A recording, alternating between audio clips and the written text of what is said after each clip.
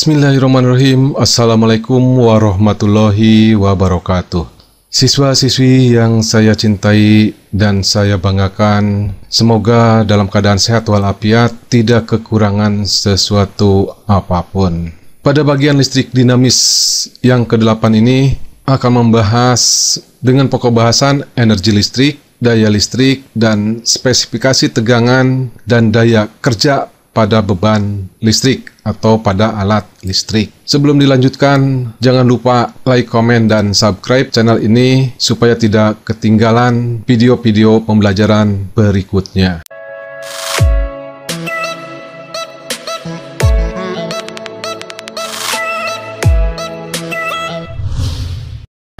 Energi listrik. Sekarang kita akan membahas dan merumuskan besarnya energi listrik yang dikeluarkan oleh sumber tegangan atau sumber arus atau baterai contohnya, dan besarnya energi yang diserap oleh alat-alat listrik, contohnya misalkan lampu atau setrika atau TV. Nah, sekarang bagaimana merumuskan besarnya energi listrik yang dikeluarkan oleh sumber tegangan dan besarnya energi listrik yang diserap oleh alat-alat listrik atau beban listrik. Untuk merumuskan besarnya energi listrik yang dikeluarkan oleh sumber tegangan atau yang diserap oleh hambatan atau oleh alat-alat listrik, perhatikan ilustrasi berikut ini. Ini adalah sebuah penghantar. Penghantar listrik itu dapat menghantarkan arus listrik karena pada penghantar listrik itu memiliki banyak elektron valensi atau elektron terluar. Penghantar ini kalau tidak dihubungkan dengan sumber tegangan, elektron-elektron terluar pada penghantar listrik itu dalam keadaan diam. Kemudian, jika penghantar listrik ini dihubungkan dengan sumber tegangan, maka elektron pada penghantar ini akan mengalir. Sebelum dilanjut, saya akan membahas dulu mengenai sumber tegangan ini. Baterai sebagai sumber tegangan itu akan memiliki tegangan jika di kutub negatif ini banyak elektron dan di kutub positif ini kekurangan elektron. Nah, seperti sudah dibahas di bagian yang pertama, listrik dinamis, bahwa tegangan listrik itu akan timbul jika ada dua buah benda yang bermuatan listrik yang berbeda, yaitu yang pertama bermuatan listrik positif, kemudian yang kedua bermuatan listrik negatif. Nah, antara kedua benda tersebut maka akan timbul tegangan listrik. Nah, seperti baterai ini. Nah, baterai ini ujung yang sebelah sini atau kutub negatif memiliki banyak elektron, sedangkan untuk yang kutub positif ini kekurangan elektron. Nah, itu yang perlu diketahui dulu untuk sumber tegangan. Kemudian, jika sumber tegangan ini dihubungkan dengan penghantar listrik, maka elektron dari baterai ini, karena di sini banyak elektron, itu akan mengalir ke sini. Nah, waktu elektron mengalir ini, elektron yang keluar dari baterai ini akan menumbuk elektron pada penghantar listrik. Jadi kalau saya gambarkan, ini adalah elektron dari baterai akan menumbuk elektron pada penghantar, kemudian yang ini juga akan menumbuk elektron yang ini akan menumbuk elektron yang ini, dan seterusnya. Nah, sehingga elektron pada penghantar tersebut karena ditumbuk oleh elektron yang berasal dari sumber tegangan, maka elektron dari penghantar ini mendapatkan energi. Energinya itu berasal dari energi tumbukan. Nah, sehingga elektron tersebut bergerak menuju kutub positif. Nah, lama-kelamaan elektron dari baterai ini kan tadinya kutub negatif banyak elektron. Karena elektronnya itu mengalir pada penghantar listrik ini dan di sini kekurangan elektron, maka elektron tersebut itu akan habis. Nah, kalau elektron di sini sudah habis dan di sini udah penuh, nah sehingga baterai ini menjadi netral. Artinya kutub yang negatif itu tidak kelebihan lagi elektron, dan kutub positif juga itu tidak kelebihan elektron. Nah, kalau sudah netral, tidak ada lagi tegangan daripada baterai. Nah, itu yang harus dipahami terlebih dahulu, bagaimana proses daripada arus listrik. Nah, sekarang kita lanjutkan. Tadi sudah dikatakan bahwa elektron-elektron pada konduktor itu akan bergerak dari B menuju ke titik A. Nah, mengapa demikian? Ketika beda potensial P diberikan, atau ketika dihubungkan dengan baterai, nah, elektron-elektron tersebut itu akan mendapatkan tambahan energi. Nah, karena mendapatkan tambahan energi, maka elektron tersebut itu akan bergerak. Nah, besarnya tambahan energi yang diperoleh elektron itu dirumuskan W sama dengan E kali Pi. Ini rumus ini waktu kita membahas hukum 2 Kirchhoff, rumus ini diperoleh nanti pada saat pembahasan listrik statis, bahwa besarnya energi itu sama dengan muatan elektron dikalikan dengan tegangannya, di mana E-nya itu adalah muatan 1 elektron. Ingat, muatan 1 elektron itu besarnya tuh 1,6 kali 10 pangkat min 19 kolom. Nah, elektron yang mengalir pada penghantar ini, misalkan banyaknya itu adalah N. N-nya itu bisa 1000 gitu ya, 2000, atau misalkan 1 juta gitu ya, 1 juta buah elektron. Maka besarnya muatan elektron tersebut itu bisa dirumuskan Q sama dengan N kali E. Ini bisa dianalogikan pada sebuah mobil. Jadi elektron itu dapat dianalogikan dengan sebuah mobil yang mengangkut muatan orang. Misalkan satu mobil bermuatan 10 orang. Nah, kalau ada 20 mobil, atau kalau ada N mobil, itu sama dengan banyaknya mobil kali banyaknya muatan tiap mobil. Analoginya itu seperti itu. Jadi besarnya muatan listrik itu sama dengan banyaknya elektron dikalikan dengan muatan 1 elektron. Dengan demikian, energi yang diperlukan untuk mengalirkan elektron itu memenuhi W sama dengan Q kali Pi. Energi ini disebut dengan energi listrik. Nah, waktu kita membahas arus listrik, bahwa besarnya muatan listrik itu dirumuskan Q sama dengan I kali T. Maka besarnya energi listrik, nah, Q-nya kita ganti dengan I kali T. Jadi, W-nya itu sama dengan P kali I kali T. Nah, ini adalah besarnya energi listrik yang dikeluarkan oleh sumber tegangan, yaitu merupakan hasil perkalian beda potensial sumber tegangan dikalikan dengan besarnya arus yang mengalir pada penghantar dikalikan dengan lamanya arus listrik itu mengalir. Keterangan lebih lengkapnya, W sama dengan P kali I kali T. Untuk memudahkan menghafalnya, W sama dengan Pit. Nah, seperti itu. Di mana W-nya itu adalah energi listrik dalam satuan Joule, disingkat C. Kemudian P itu adalah beda potensial atau tegangan daripada ujung-ujung sumber tegangan. Satuannya adalah pol atau biasa disingkat Pi ya. Kemudian I-nya itu adalah kuat arus yang keluar dari sumber tegangan. Satuannya ampere disingkat A. Kemudian T itu adalah lamanya arus mengalir dari sumber tegangan.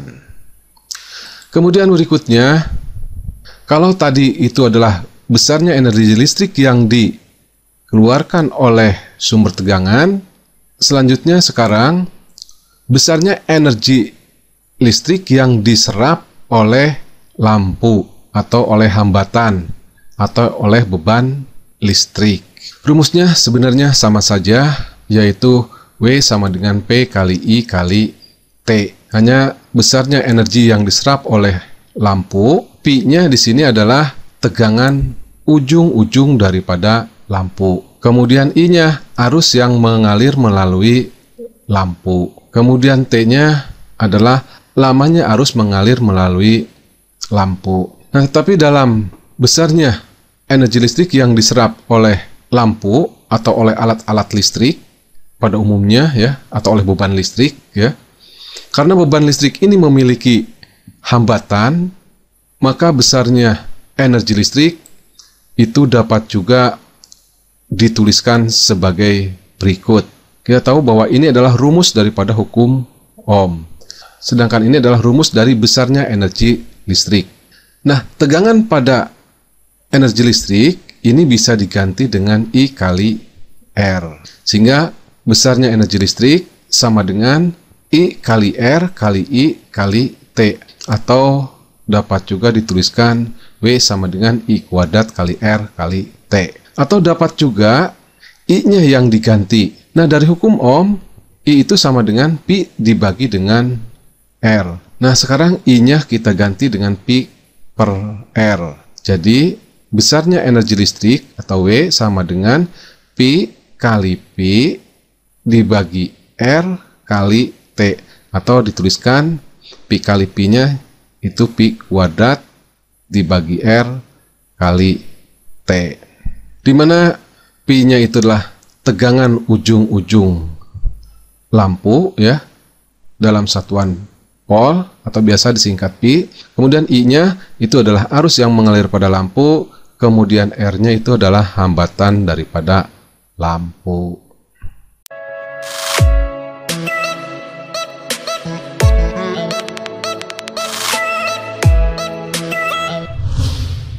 Berikutnya kita bahas mengenai daya listrik. Daya itu dilambangkan dengan P berasal dari kata power. Nah, daya listrik atau laju energi listrik adalah energi listrik yang dihasilkan atau diserap tiap satuan waktu.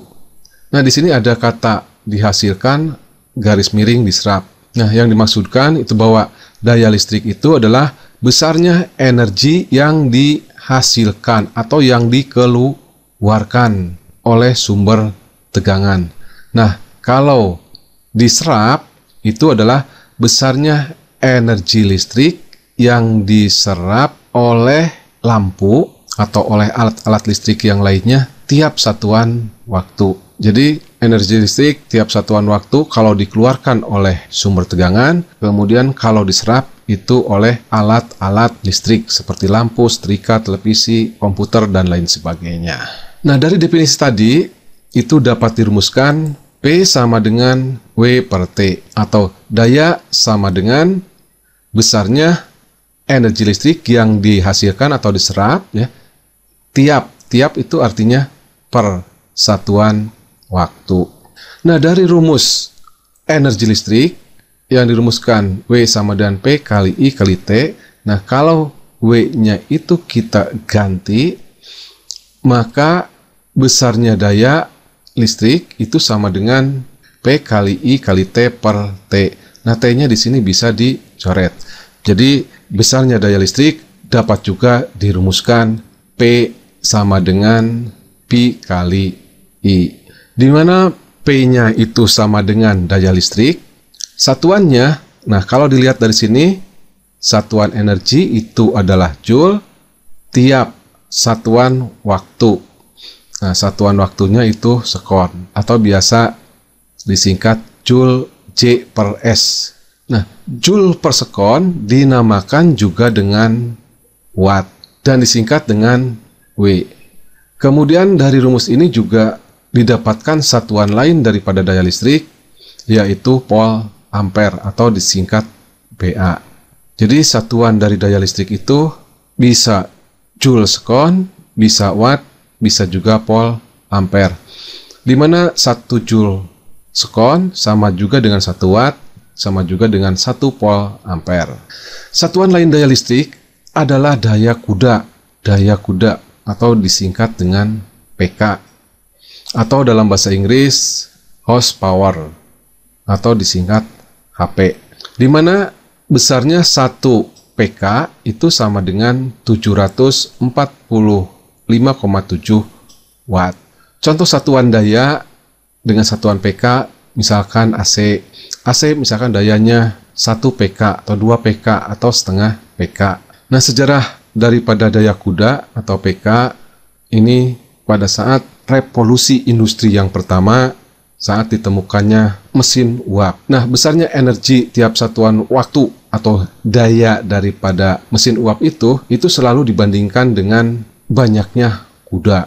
Jadi kalau misalkan mesin tersebut itu setara dengan tenaga satu kuda, nah itu dinamakan dengan 1 PK, yang besarnya itu sebesar 745,7 watt. Kemudian T-nya itu adalah waktu. Nah, satuannya bisa detik, bisa sekon, atau dilambangkan dengan S. Sedangkan W-nya sudah di depan, itu adalah besarnya energi listrik. Kemudian berikutnya, besarnya daya listrik yang diserap oleh alat-alat listrik, lampu, setrika, TV, dan lain-lain, dapat juga dirumuskan P sama dengan I kali R. Ini adalah hukum Ohm.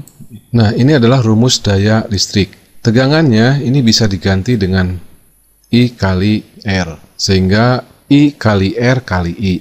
Jadi I kuadrat kali R. Atau bisa juga hukum Ohm-nya I sama dengan P per R, sehingga besar daya listriknya I-nya diganti dengan P per R. Jadi P kuadrat per R. Nah, ini adalah rumus daya listrik pada alat-alat listrik seperti lampu, setrika, TV, dan lain-lain. Kemudian berikutnya, dari rumus daya kita dapat juga menyatakan satuan energi listrik. Nah, tadi rumus daya dirumuskan P sama dengan W dibagi dengan T. Maka W sama dengan P kali T. Nah, dari rumus ini satuan energi listrik bisa juga dituliskan P-nya itu satuannya watt dan T-nya satuannya itu sekon. Jadi satuan energi listrik dapat juga dinyatakan dalam watt sekon atau biasa dilambangkan dengan W/S. Bisa juga satuan energi listrik dalam kilowatt sekon atau kilowatt jam. Jika satuan daya dalam kilowatt atau kW dan satuan waktu dalam jam, maka satuan daya dinamakan dengan kilowatt jam atau disingkat kWh. Besarnya 1 kW atau kilowatt itu sama dengan 1000 watt. 1 jam itu sama dengan 3600 kon. Maka besarnya 1 kWh sama dengan 1000 watt dikalikan dengan 3600 kon sama dengan 3.600.000 watt sekon. Nah, ingat watt sekon itu sama juga dengan joule tadi di atas ini ya, atau 3,6 kali 10 pangkat 6 joule. Jadi 1 kWh sama dengan 3,6 kali 10 pangkat 6 joule.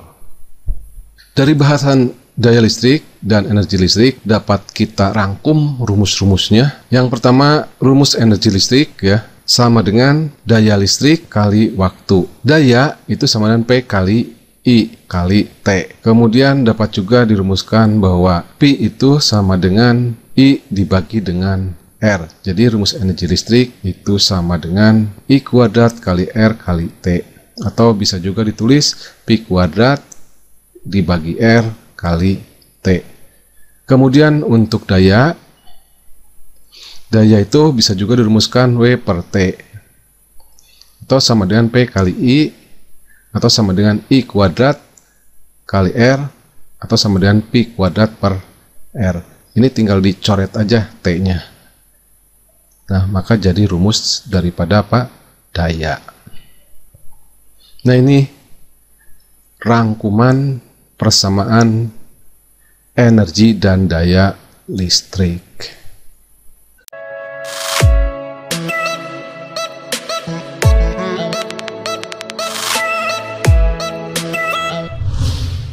Kemudian berikutnya spesifikasi tegangan dan daya kerja pada alat-alat listrik atau beban listrik. Hampir semua beban listrik atau alat-alat listrik seperti lampu, radio, TV, komputer menuliskan spesifikasi tegangan dan daya kerjanya. Spesifikasi beban listrik atau alat-alat listrik ini berkaitan dengan seberapa besar tegangan yang boleh diberikan pada alat-alat listrik tersebut dan berapa daya yang akan diserap atau dihasilkan oleh alat-alat listrik tersebut. Sebagai contoh, sebuah lampu bertuliskan 220 volt 60 watt.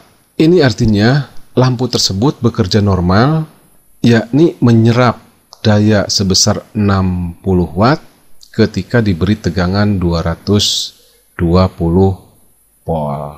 Nilai 220 volt juga merupakan nilai tegangan maksimum yang boleh diberikan pada lampu tersebut. Jika tegangan yang diberikan lebih besar dari 220 volt, lampu itu akan rusak atau akan kebakar. Sebaliknya, jika tegangan yang diberikan lampu kurang dari 220 volt, lampu akan menyala redup karena daya serapnya itu kurang dari 60 watt. Nah, itu contoh daripada spesifikasi lampu. Pada umumnya, alat-alat listrik spesifikasi tegangannya itulah 220 volt. Karena listrik di Indonesia, nah tegangannya itu 220 volt. Nah, yang beda itu biasanya itu adalah dayanya. Sebagai contoh lain, misalkan lampu motor. Nah, lampu motor itu biasanya spesifikasinya itu 12 volt 20 watt. Itu artinya lampu motor tersebut itu harus dipasang maksimal pada tegangan 12 volt. Maka dia akan menyerap daya listrik itu sebesar 20 watt. Kalau lampu tersebut itu dipasang pada tegangan 220 volt, yaitu pada tegangan listrik yang ada di rumah, maka lampu tersebut itu akan terbakar. Tetapi kalau misalkan lampu tersebut itu dipasang pada tegangan 6 volt, maka nyala daripada lampu tersebut itu akan redup. Kemudian berikutnya, spesifikasi beban listrik atau alat-alat listrik ini berkaitan pula dengan hambatan beban tersebut atau hambatan alat listrik tersebut. Hambatan beban listrik atau alat-alat listrik dengan spesifikasi PT volt, misalkan tadi 220 volt, dengan PT watt, misalkan tadi 60 watt. Nah, hambatan lampunya dirumuskan RT sama dengan PT kuadrat per PT. Rumus ini adalah rumus daya yang sudah dibahas tadi, bahwa daya itu PT sama dengan Pi kuadrat per R. Maka R sama dengan Pi kuadrat per P. Nah, ini adalah rumus untuk mencari hambatan lampu dengan spesifikasi PT dan PT. Kemudian, daya yang diserap beban listrik ketika dihubungkan dengan tegangan sumber tertentu itu memenuhi persamaan RT sama dengan RS. Ini maksudnya begini, lampu yang memiliki spesifikasi tegangannya itu 220 volt 60 watt ya. Nah, dihubungkan dengan tegangan sumber tertentu. Nah, tegangannya ini misalkan sekarang dihubungkannya itu dengan tegangan 110 volt misalkan ya. Nah, hambatan lampu dipasang pada tegangan 220 volt maupun dipasang pada tegangan 110 volt itu besarnya sama. Maka RT sama dengan PT kuadrat per PT kuadrat dan RS sama dengan PS kuadrat per PS.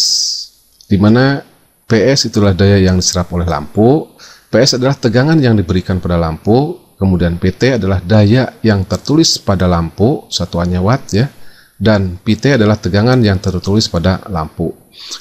Dan RT ini adalah hambatan daripada lampu. Oke, bahasan listrik dinamis bagian yang ke-8 selesai. Kemudian pada bagian ke-9 akan dilanjutkan dengan pembahasan soal-soal mengenai energi listrik, daya listrik, dan spesifikasi daripada alat-alat listrik.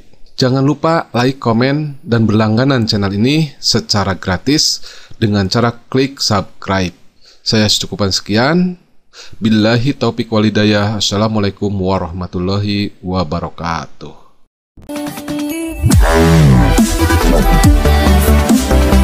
Wow.